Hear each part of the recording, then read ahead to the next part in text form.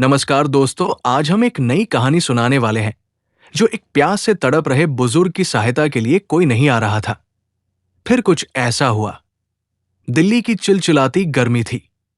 जून के महीने की दोपहर, जब सूरज जैसे आसमान से आग बरसा रहा था।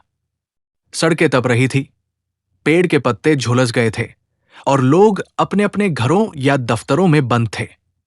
बाहर निकलने की किसी में हिम्मत नहीं थी।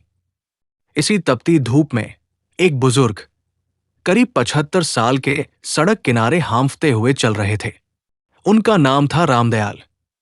सफेद दाढ़ी, पसीने से तर खादी की कुर्ता, कांपते हाथों में एक छोटा सा थैला और पांव में घिसी हुई चप्पलें। वो किसी जमाने में सरकारी स्कूल के मास्टर थे। आज भी लोगों को पढ़ाई का महत्व समझाते रहते थे, लेकिन अब उम्र ने उनका शरीर थका दिया था। आज वो एक पुराने दोस्त से मिलने निकले थे, एक और रिटायर्ड मास्टर जो कुछ समय से बीमार थे। लेकिन भीषण गर्मी ने रास्ते में ही उनकी हालत बिगाड़ दी। प्यास से उनकी जीभ सूखने लगी थी। वह एक सरकारी पार्क के पास पहुंचे, जहां एक गार्ड पानी के टैंक के पास खड़ा था।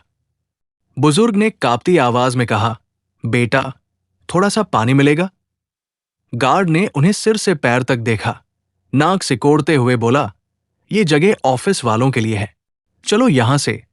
रामदयाल कुछ बोलना चाहते थे, लेकिन उनके गले से आवाज नहीं निकली।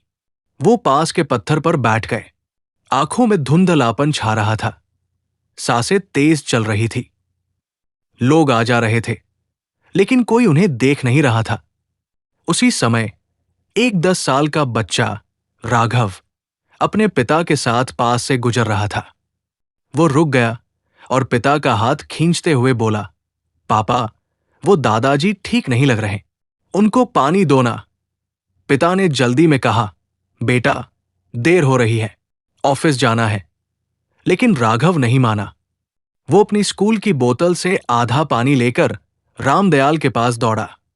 दादाजी, पानी पी लो। रामदयाल की आंखों में पहली बार नमी के साथ कृतज्ञता की चमक आई। कांपते हाथों से उन्होंने बोतल ली और पानी पिया। वो छोटा सा घूंट जैसे जीवनदान बन गया। राघव जब स्कूल से लौटा तो उसकी मां, संध्या, ने देखा कि उसकी पानी की बोतल आधी खाली थी। उन्होंने चिंता से पूछा, बेटा, आज पानी खत्म कर दिया? राघव ने मासूमियत से पूरी बात बता दी। संध्या की आंखें भर आई। वो खुद एक नर्स थी और मानवीय संवेदनाओं को समझती थी। उन्होंने राघव को सीने से लगा लिया और कहा, तूने आज जो किया वो असली इंसानियत है। वही राघव के पिता आलोक को भी संध्या ने पूरी बात बताई। उन्होंने थोड़ा समय निकालकर पार्क जाकर देखा। वहीं पर रामदयाल अब भी बैठे थे, थके, अकेले, भूखे। आलोक ने तुरंत उनके लिए ठंडा पानी, कुछ फल और बिस्किट खरीदे। राघव ने मासूमियत से रामदयाल जी की तस्वीर ली थी और अपनी मां के फोन से एक वीडियो बनाया, जिसमें वह कहते हैं, ये मेरे दादाजी नहीं हैं, लेकिन मैं इन्हें ऐसे ही देखता हूं। अगर आप किसी को प्यासा देखें तो प्लीज पानी जरूर दीजिए। संध्या ने वीडियो सोशल मीडिया पर डाल दिया, प्यासा इंसान हेल्प एल्डरली के हैशटैग के साथ। वीडियो कुछ ही घंटों में वायरल हो गया।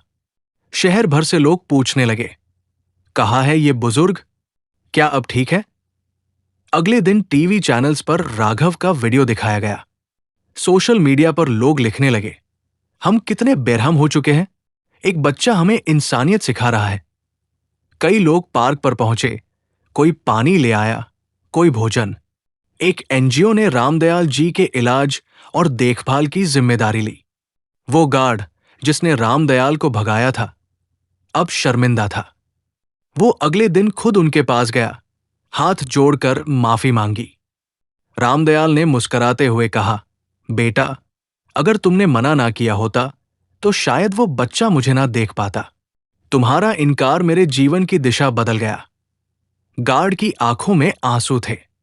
एनजीओ वालों ने जब रामदयाल से पूछताछ की तो पता चला कि वे दिल्ली यूनिवर्सिटी से पोस्ट ग्रेजुएट थे और एक समय में राजकीय इंटर कॉलेज के प्रधानाचार्य रह चुके थे।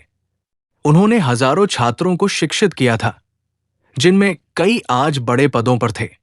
उनकी पहचान जैसे ही बाहर आई, कई पुराने छात्र मिलने पहुंचे, कुछ आईएएस, कुछ डॉक्टर्स और एक तो राज्यसभा सांसद भी। सबने कहा, सर, हम शर्मिंदा हैं कि आज आपको इस हाल में देखा। वीडियो और मीडिया कवरेज के चलते राज्य सरकार हरकत में आई। मुख्यमंत्री ने ट्वीट किया, इंसानियत जिंदा है, इसे सलाम। रामदयाल जी हमारे मान हैं। सरकार ने उन्हें सम्मानित करने का निर्णय लिया और बुजुर्गों की सुरक्षा व सुविधाओं के लिए नया अभियान चलाने की घोषणा की। जलमानव मिशन राघव, उसके माता पिता और एनजीओ ने मिलकर एक पहल शुरू की। हर प्रमुख स्थान पर मुफ्त पेयजल की उपलब्धता। नाम दिया गया प्यास अधिकार मिशन। हर park, bus stop, railway station, बाजार में एक साफ पानी का डिस्पेंसर लगवाने की मुहिम शुरू हुई। बच्चे बूढ़े सब साथ आए। कई कंपनियां सीएसआर के तहत आगे आईं। रामदयाल ने कहा, आज मैं नहीं, बल्कि इंसानियत जी रही है। रामदयाल जी की कहानी और राघव की पहल से प्रभावित होकर दिल्ली सरकार ने स्कूलों में जल जागरूकता अभियान शुरू किया। सभी स्कूलों में जल है तो कल है विषय पर भाषण, चित्रकला और निबंध प्रतियोगिताएं हुई। राघव को विशेष रूप से बुलाया गया। एक बच्चे की आवाज जिसने देश को झकझोर दिया। रामदयाल भी कई स्कूलों में गए और बच्चों से बोले, पानी की कद्र सिर्फ प्यासा ही जानता है। उनकी बातें सुनकर कई बच्चों की आंखें नम हो गई। मीडिया और जनसमर्थन की वजह से केंद्र सरकार ने राघव को राष्ट्रीय बाल वीरता पुरस्कार देने की घोषणा की। गणतंत्र दिवस की पूर्व संध्या पर राष्ट्रपति भवन में उसे ये सम्मान मिला। राघव ने भाषण में कहा, मैंने बस एक प्यासे दादाजी को पानी दिया था। ये कोई बहादुरी नहीं, सिर्फ इंसानियत है। पूरा हॉल तालियों से गूंज उठा। मंच पर बैठे अधिकारी और मेहमानों की आंखों में गर्व था। प्रधानमंत्री ने अपने मन की बात कार्यक्रम में राघव और रामदयाल जी का जिक्र किया। उन्होंने कहा, हमारे देश में अब भी ऐसे बच्चे हैं जो हमें सही राह दिखा रहे हैं। राघव ने जो किया वो हमें सोचने पर मजबूर करता है कि क्या हमने अपने भीतर के इंसान को जिंदा रखा है। उन्होंने देशवासियों से अपील की कि अपने शहर, गांव, मोहल्ले में प्यासा कोई न रहे का संकल्प ले। सरकार ने एक राष्ट्रव्यापी योजना की शुरुआत की। प्यास अधिकार, हर इंसान का हक। अब हर सार्वजनिक स्थल पर शुद्ध पेयजल की व्यवस्था अनिवार्य की गई। School, hospital, railway station, panchayat भवन, हर जगह डिस्पेंसर और वाटर कूलर लगाए गए। कॉरपोरेट कंपनियां, एनजीओ और स्थानीय लोग इसमें भागीदार बने। रामदयाल और राघव अब इस मुहिम के पोस्टर पर मुस्कुराते हुए दिखते हैं। साथ में एक लाइन लिखी होती है, बस एक घूंट पानी किसी की जान बचा सकता है। ऐसी ही कहानी सुनने के लिए चैनल सब्सक्राइब करें।